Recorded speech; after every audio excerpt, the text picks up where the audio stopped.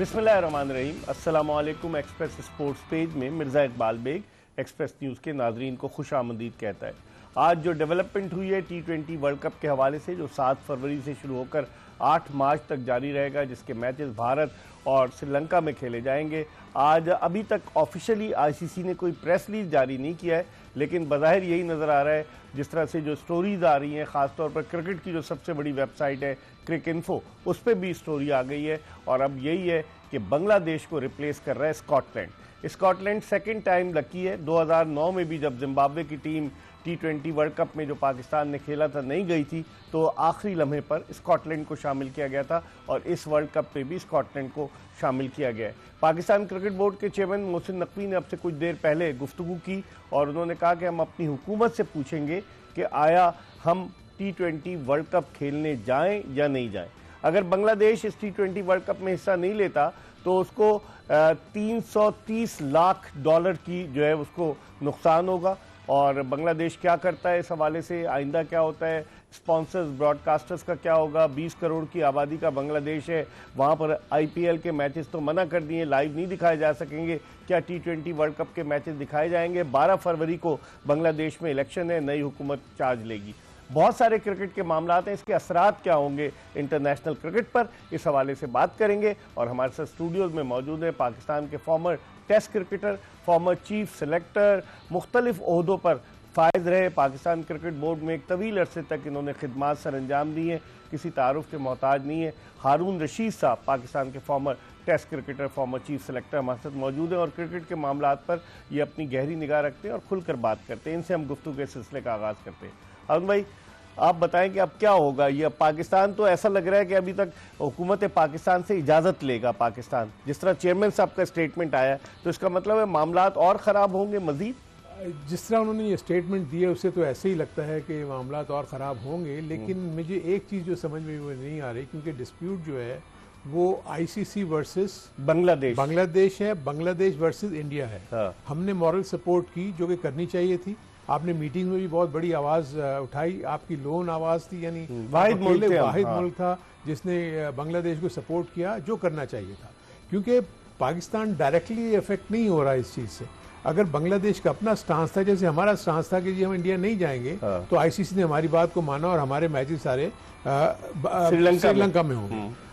मेरे अपने नज़दीक बांग्लादेश को भी बिल्कुल इसी तरीके से ट्रीट किया जाना चाहिए था जैसे कि पाकिस्तान ने किया। इंडिया यहाँ आने से रिफ्यूज़ करता है, इंडिया को आप कहीं और मैचेस खिलाते हैं। पाकिस्तान रिफ्यूज़ करता है इंडिया जाने से, पाकिस्तान को आप कहीं और मैचेस खिलाते हैं।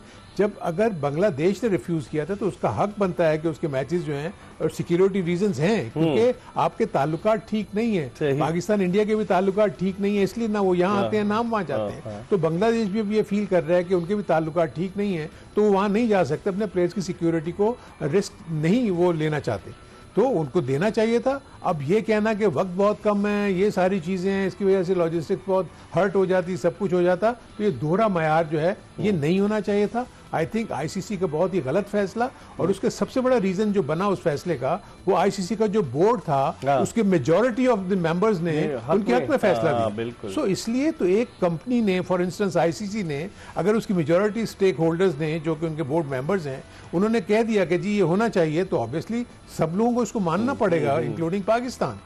बांग्लादेश सफर करेगा डेफिनेटली, जैसे भी आपने कहा $27 मिलियन का उनको नुकसान होगा, वैसे $300,000 का नुकसान होगा पार्टिसिपेशन ना होने की वजह से।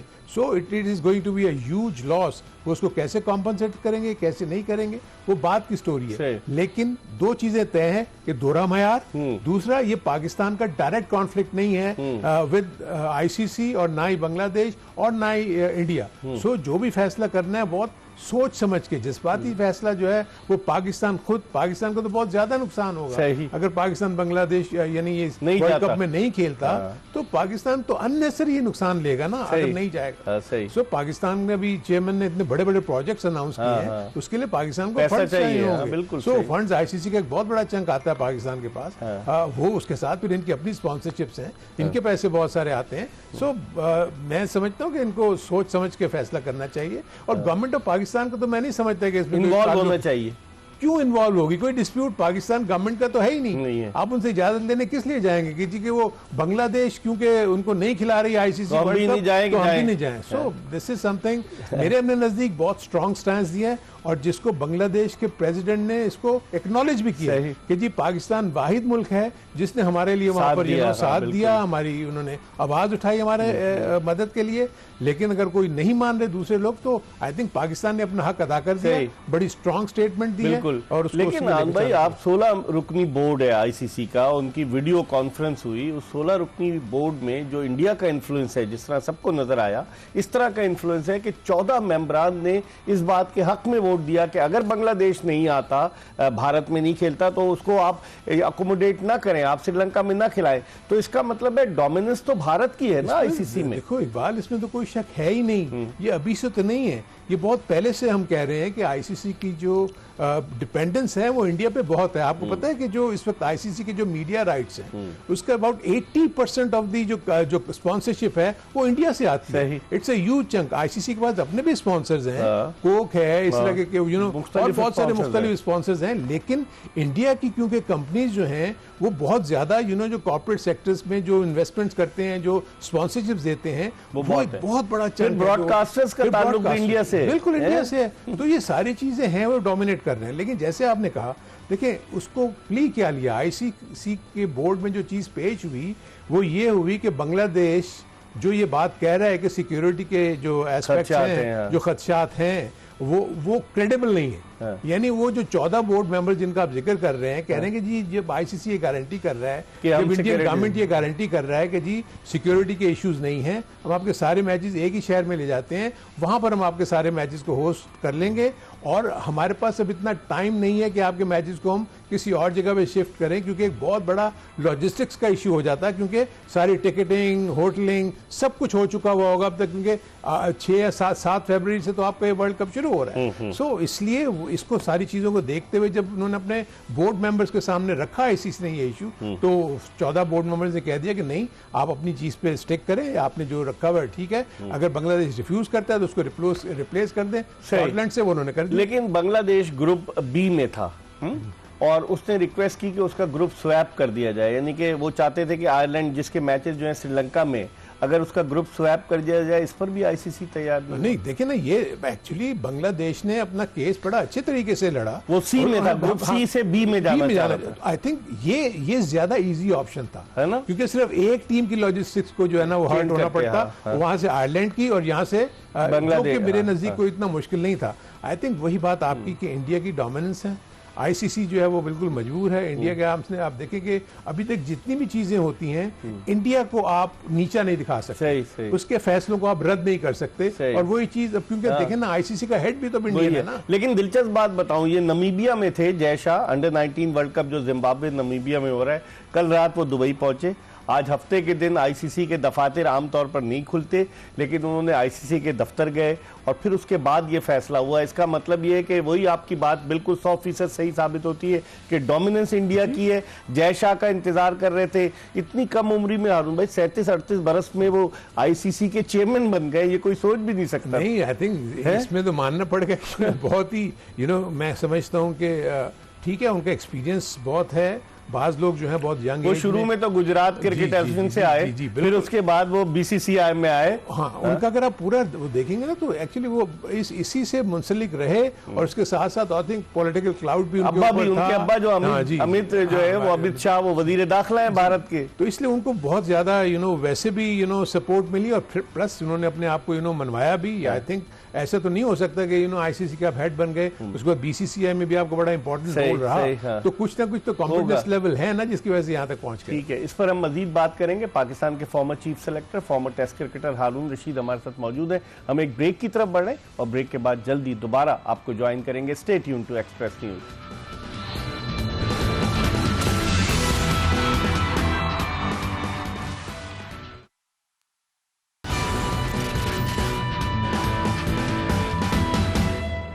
ब्रेक के बाद एक मरतबा फिर पाकिस्तान के former test cricketer, former chief selector Haroon Rashid के साथ शो में आपको खुशामदीद कहते हैं। हम बात कर रहे थे स्कॉटलैंड की शमूलियत और बांग्लादेश के वर्ल्ड कप T20 के ग्रुप सी से बाहर निकलने के बाद।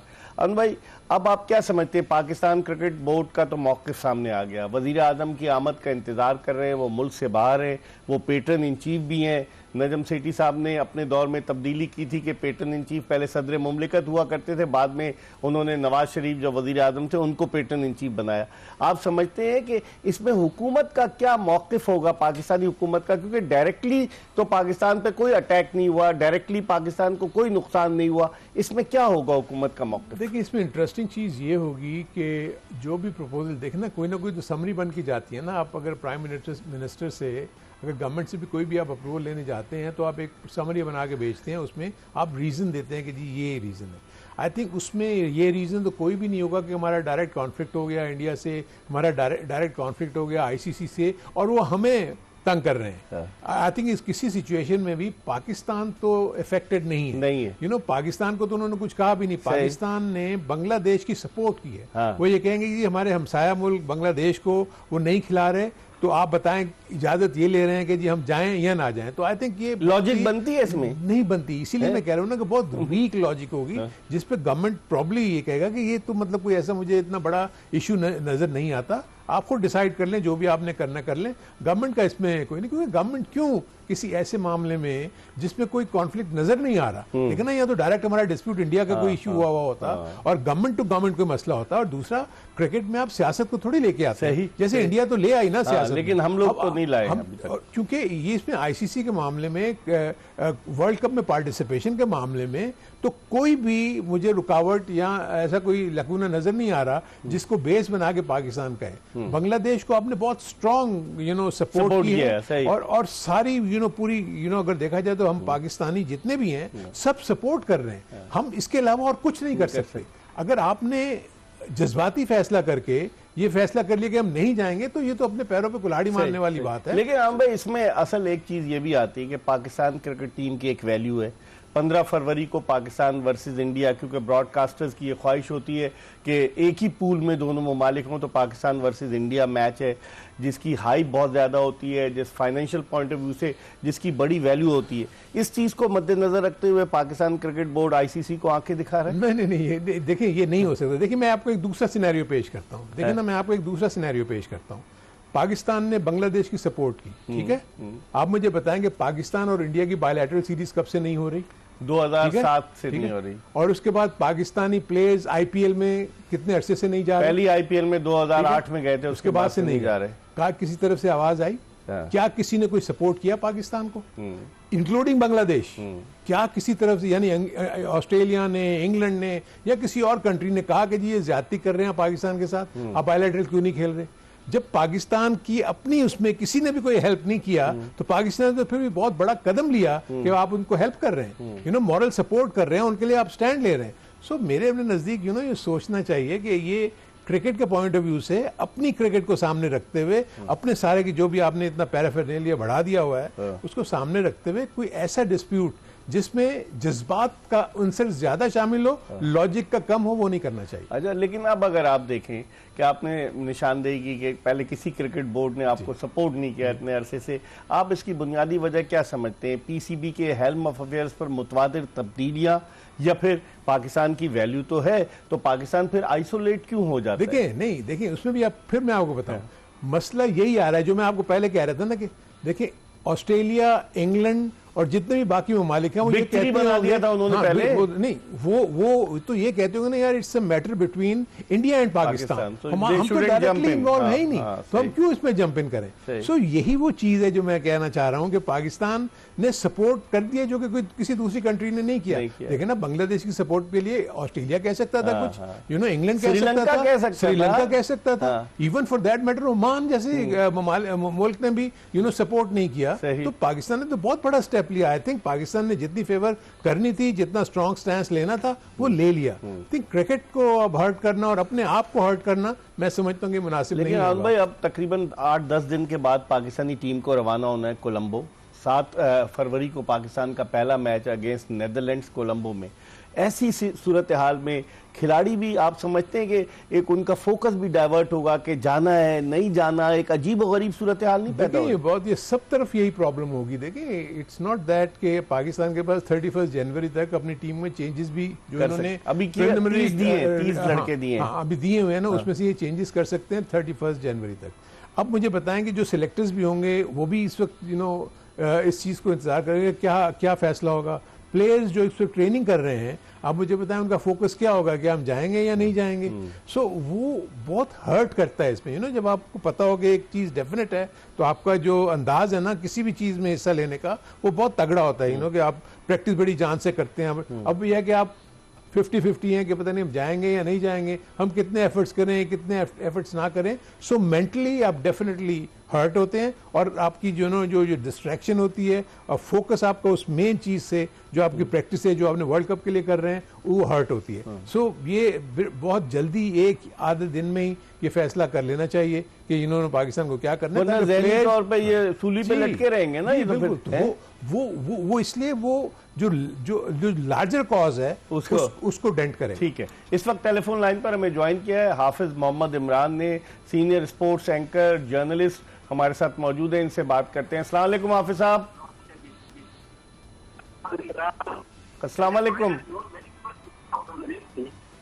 हमारे प्रोड्यूसर साहब ने बताया कि हाफिज साहब लाइन पे हैं, लेकिन I think he is not on the line. Azam भाई, गुफ्तगू के सिलसिले को और आगे की तरफ बढ़ाते हैं। अब जो आप सूरत देख रहे हैं इस मौजूदा सिनारियों में, आप समझते हैं कि हुकूमत पाकिस्तान के कोर्ट में गेंद फेंक दी है अब तो पीसीबी ने, कि पीसीबी अगर नहीं जाता या जाता है, तो अगर नहीं जाता तो आईसीसी कहेगा जी हमारी हुकूमत ने इजाजत नहीं दी, और अगर जाता है तो कहेगा हमारी हुकूमत ने इजाजत दी। दोनों तरफ के लिए देखिए बहुत डाइसी सिचुएशन है। मैं आईसीसी के पॉइंट ऑफ व्यू से अगर आपसे बात करूं तो आईसीसी के पॉइंट ऑफ व्यू से तो ये बात होगी कि कोई भी कॉन्फ्लिक्ट डायरेक्ट जिसमें पाकिस्तान इन्वॉल्व नहीं था, ऐसा कोई कॉन्फ्लिक्ट नहीं था जिसमें पाकिस्तान तो सैंक्शन लगा सकता है आईसीसी, इस सूरत में एक्शन ले सकता है। यही मैं आपको कह रहा हूं कि वो ये कहेगा कि आपने गवर्नमेंट से इजाजत किस बिना पर लेने की कोशिश की। आपका मामला तो था नहीं, किसी का भी कोई मामला नहीं था जिसमें पाकिस्तान डायरेक्टली इन्वॉल्व नहीं था। अच्छा, तो आप कैसे इसको जस्टिफाई कर सकते हैं? जस्टिफाई कर सकते हैं। तो उसके ऊपर अगर ना जाने की सूरत में डेफिनेटली वो बहुत ज्यादा सैंक्शंस पाकिस्तान पे लग सकती हैं। हाँ। इसमें तो दो राय नहीं है। क्योंकि आप मुझे बताएं ना, आईसीसी को तो हमने सिर्फ यही कहा ना कि आप बांग्लादेश को अकोमोडेट करें हाँ। और उनको आप खेलने का मौका दें। इसमें कोई शक नहीं है कि बांग्लादेश एक बहुत बड़ा स्टेक होल्डर है। हाँ। और उसने अपनी जितनी इन्वेस्टमेंट बांग्लादेश ने अपनी क्रिकेट के ऊपर की है, बहुत जबरदस्त। अंडर 19 वर्ल्ड कप जीती उनकी टीम, उनके लड़के बड़े अच्छे हैं। उन्होंने वहाँ एकेडमीज का जाल बिछा दिया है, वहाँ उन्होंने अपनी क्रिकेट की इंफ्रास्ट्रक्चर को बहुत जबरदस्त फैला दिया है। तो आई थिंक आप उनको नजरअंदाज नहीं कर सकते। तो ये उनके साथ वाकई ज्यादती हुई है। लेकिन इसका मतलब ये नहीं है कि पाकिस्तान और ज्यादा अपने साथ ज्यादती करके और मतलब यह कि वहां ना जाने का फैसला करे। इस पर हम मजीद बात करेंगे। हारून रशीद हमारे साथ मौजूद है। हम एक ब्रेक ले रहे हैं और ब्रेक के बाद दोबारा आपकी खिदमत में हाजिर होंगे। हमारा इंतजार कीजिएगा।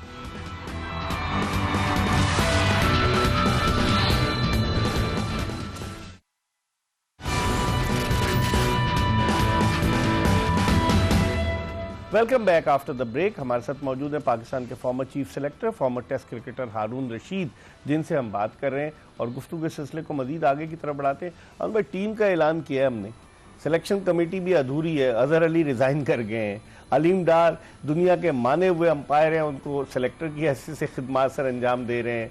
असद शफीक का रोल नज़र नहीं आता कि वो कितने मुताहरिक हैं।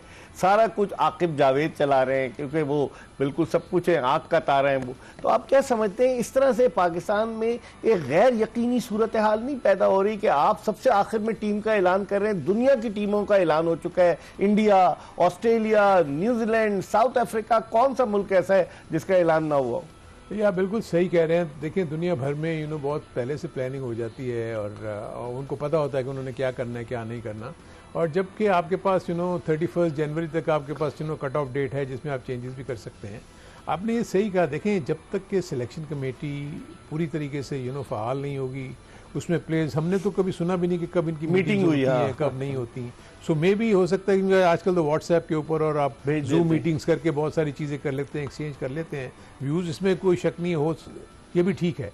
लेकिन मैं ये फील करता हूँ कि जो मेजर रोल प्ले कर रहा है इसमें, वो प्रॉब्ली माइक हैसन है। मेरे अपने नज़दीक जो मैंने अभी तक जितनी भी चीज़ देखी, वो और आकिब जावेद प्रॉब्ली एक वेव मिलकर बना रहे हैं, वो एक वेव लेंथ पर हैं और वो फिर बाकियों को कन्विंस करते हैं कि जी हम क्या करने जा रहे हैं, क्या नहीं करने जा रहे हैं। अभी तक के जो रिजल्ट्स हम देख रहे हैं, देखें आप सब कॉन्टिनेंट में खेल रहे हैं, यहाँ के पॉइंट ऑफ व्यू से आपकी टीम बुरी नहीं है। आपके पास वैरायटी ऑफ स्पिनर्स हैं जो कि आपको हेल्प कर सकते हैं श्रीलंकन कंडीशंस में। आपके पास राउंड अबाउट 4 से 5 ऐसे बैटर्स हैं जो कि आपको 160 और 175 रन के इर्द गिर्द, जो कि एक पार स्कोर मुझे श्रीलंका की पिचेस के ऊपर नजर आता है, ठीक है ना, 161। तो इसका मतलब ये हुआ कि अगर आपके पास इस किस्म की आमरी है, क्योंकि मैं जितनी भी इनकी टीमें अनाउंस करते हैं मैं देखता हूँ उसमें 6 से 7 स्पिनर्स भरे हुए होते हैं। अगर आप देखेंगे कि तो अबरार भी है, माइक हैसन ऑलराउंडर्स पे भी ज्यादा कंसंट्रेट करता है। वो उनके जहन में सिर्फ यही है कि जी मेरी जो मेरे साथ जो 11 प्लेयर्स हों वो आखिर वक्त तक बैटिंग भी कर सके। लेकिन यहाँ पर हमने ये देखना है कि क्या आपके पास ऐसे बॉलर्स हैं जो विकेट टेकिंग एबिलिटी रखते हो। आपके पास इक्का दुक्का बॉलर्स हैं। सलमान मिर्जा के ऊपर ये बहुत ज्यादा फोकस कर रहे हैं कि स्लो डिलीवरीज जो कि यहाँ काम आएंगी, इसमें तो कोई शक नहीं। इन पिचेस के ऊपर जो है वो काम आएंगी, वो एकदम से गेंद जो है वो कट हो जाती है तो उसमें स्ट्रोक मेकिंग मुश्किल होती है। ये रीजन है कि आप पार स्कोर आपको 160 के करीब नजर आता है। सो ओवरऑल मुझे पाकिस्तान का जो न्यूक्लियस है या जो पाकिस्तान के वर्ल्ड कप का स्क्वाड जो बनता हुआ नजर आ रहा है, उसमें इनको इश्यूज तो सिर्फ ये बनेगा भाई, 7 फरवरी से वर्ल्ड कप है। नहीं, वो जो 30 लड़के इन्होंने अनाउंस किए हैं, आज 24 जनवरी हो गई, सिर्फ 2 हफ्ते रह गए, उससे पहले जाके आपको अपने आप को अकोमोडेट। बिल्कुल आप सही कह रहे हैं। वहां जाने से मुझे सिर्फ ये लगता है कि जो इनके जहन में जो भी मैंने देखा है कि बाबर आजम को इन्होंने टीम में डाला है अगेंस्ट ऑस्ट्रेलिया, आई थिंक उसकी फॉर्म को ये देखेंगे, क्योंकि वहां तो नहीं अच्छा करके 202 रन बनाए 11 मैचेस में, 103 के स्ट्राइक रेट से, जो कि बिल्कुल भी T20 के पॉइंट ऑफ व्यू से नहीं है। लेकिन पिचेस का फर्क है, वहां बाउंस था, बाबर को तो ने वहां इतनी विकेटें ली, लेकिन उसको टीम में नहीं रखा इन्होंने। टीम में नहीं रखा, लेकिन वो 30 में होगा, डेफिनेटली होगा। 30 में तो होगा, लेकिन जो स्क्वाड अभी अनाउंस किया भाई, उसको देखते हुए तो लगता है वर्ल्ड कप के लिए इन्हीं में से कुछ जाएंगे, कुछ आएंगे। अगर तो सलमान मिर्जा अच्छी परफॉर्मेंस दे गए अगेंस्ट ऑस्ट्रेलिया और बाबर आजम अगर अपनी परफॉर्मेंस देगा, आई थिंक सिर्फ इसी का वेट कर रहे हैं। और शाहीन आफरीदी की फिटनेस के वो नहीं जज करेंगे। देखिए ना, अगर वो शख्स खेला नहीं है, देखिए आप देखें कि इनके जहन में शादाब खान भी तो था ना। शादाब खान अनफिट थे, वापस आए एकदम टीम में, और उसके बाद वो अभी पाकिस्तान की टीम का हिस्सा बन गए। ठीक है, उन्होंने बिग बैच में कुछ अच्छी परफॉर्मेंसेस भी दी हैं, लेकिन बहुत कन्विंसिंग नहीं है। बैटिंग उन्होंने क्रिकेट नहीं खेली हुई। इसी तरह अभी आप जो जैसे शाहीन आफरीदी की बात की, क्रिकेट नहीं खेली हुई। जब अनफिट होकर बाहर होते हैं, हम मेन मैचेस में आ जाते हैं तो मसला हो जाता है। आप अगर स्क्वाड में रख लेंगे और परफॉर्म ना कर सके तो होगा। ठीक है, इस पर हम मजीद बात करेंगे। प्रोग्राम के आखिरी ब्रेक की तरफ बढ़ रहे हैं। हारून रशीद साहब हमारे साथ मौजूद हैं। ब्रेक के बाद जब वापस आएंगे तो गुफ्तगू के सिलसिले को मजीद आगे की तरफ बढ़ाएंगे।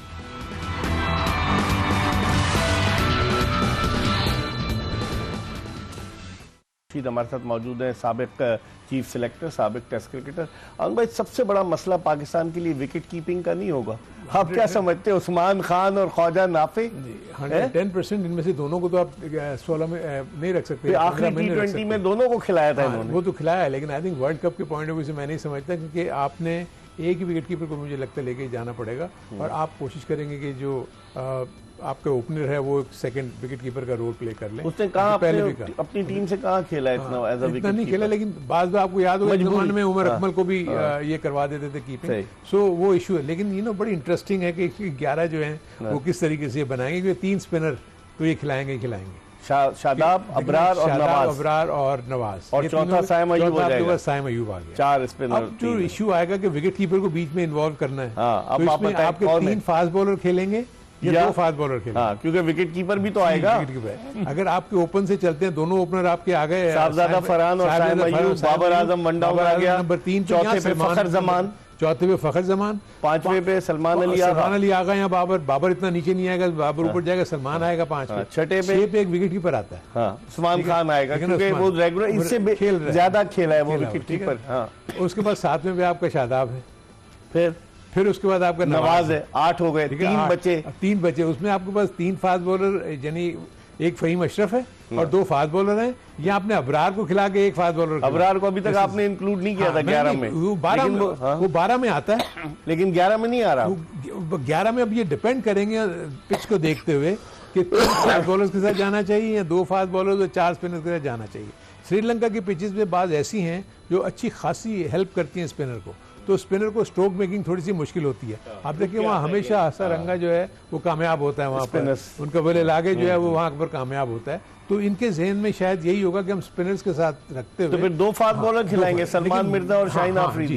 तो फ़हीम अशरफ कहाँ जाएगा? फ़हीम अशरफ को या शायद ड्रॉप करेंगे, या फ़हीम अशरफ को अगर वो तो बैटिंग का एडवांटेज नहीं है उसको। फिर फ़हीम अशरफ को अगर खिलाएंगे तो फिर प्रॉब्ली एक स्पिनर को ड्रॉप करेंगे। अच्छा, देखिए मैं इसलिए फील करता हूँ कि 3 आपके पास, अगर 2 आपके पास मेन स्पिनर्स हैं अगर, तो आई थिंक साइम अयूब भी आपको हेल्प आउट कर सकता है। और कप्तान कहाँ गया? वो भी तो स्पिनर है। वो भी स्पिनर है ना। तो मैं देखो 2 आपके पास स्पिनर आ गए ना, यानी 5 हो गए आपके पास अगर आप देखें तो। मेरे नजदीक अबरार, शादाब और नवाज में से इनमें से एक आध जो है वो खेलेगा।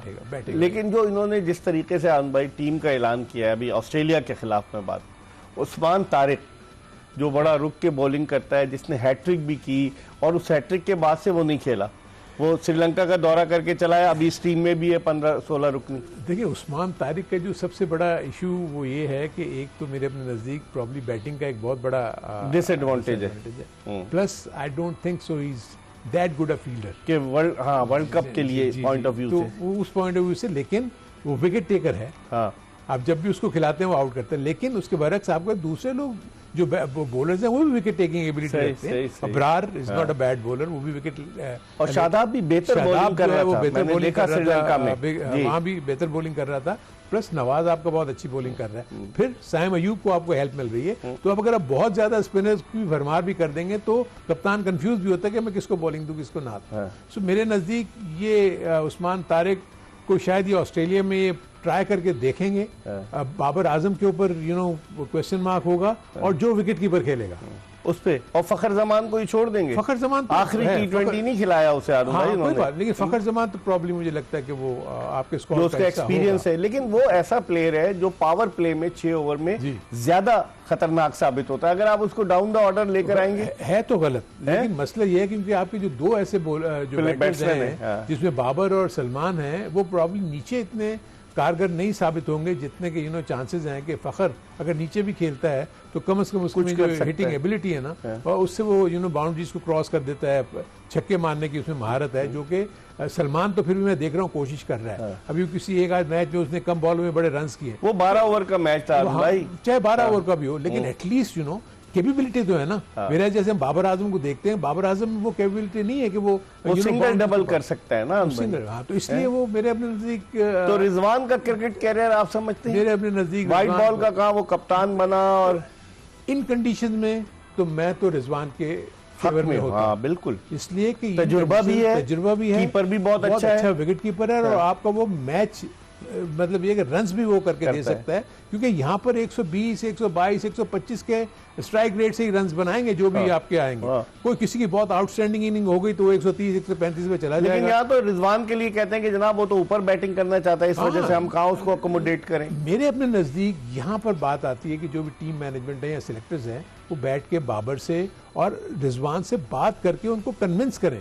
देखिए Babar as an opener fail हुआ बिल्कुल बिग बैश में, रिजवान को उन्होंने शुरू में मिडिल में खिला के बाद में उसको ओपन भी करवाया बिग बैश में, वहां भी वो फेल हुआ। सो इश्यूज तो है ना। अगर आप उनसे बात करें, क्योंकि जब जहां पर स्पिनिंग ओरिएंटेड पिचेस होती है ना, तो वहां ग्राफ्ट भी करना पड़ता है। तो इनके 25-30 रन, 30-40 रन, 15 बॉलों में 20 रन, 21 बॉलों में 30 रन, ये आपको फायदा दे सकते हैं, क्योंकि एक्सपीरियंस। विकेट भी रुकी रहेगी ना, वरना हमारे तो बाकी 20 ओवर में ऑल आउट हो जाते हैं। जी, और दूसरी चीज मैं ये बताऊं कि जब आप स्पिनर्स बॉलिंग कर रहे होते हैं ना, कीपर की महारत बहुत जरूरी होनी चाहिए। तो उस्मान खान को आप इस लेवल का नहीं समझ सकते, बैटिंग कर लेता है, लेकिन कीपिंग को आप अभी तक नहीं कह सकते, कन्विंस नहीं किया उसने बैटिंग में। ठीक है, सो कीपिंग बहुत इंपॉर्टेंट प्ले। बहुत बहुत शुक्रिया आजम भाई। हारून रशीद, पाकिस्तान के former chief selector, former test cricketer, बड़े अच्छे तरीके से इन डेप्थ हम एनालिसिस कर रहे थे। पाकिस्तानी टीम के हवाले से बात की, बांग्लादेश के आउट होने के हवाले से बात की, पाकिस्तान का क्या मौक़िफ़ होगा इसके हवाले से बात की। हमें उम्मीद है कि हमारी ये कोशिश और काविश आपको पसंद आई होगी। इंशाअल्लाह अगर ज़िंदगी ने वफा की तो अगले शो में फिर आपकी खिदमत में हाजिर होंगे। मिर्ज़ा इकबाल बेग, हारून रशीद और एक्सप्रेस न्यूज़ की पूरी प्रोडक्शन टीम को इजाज़त दीजिए।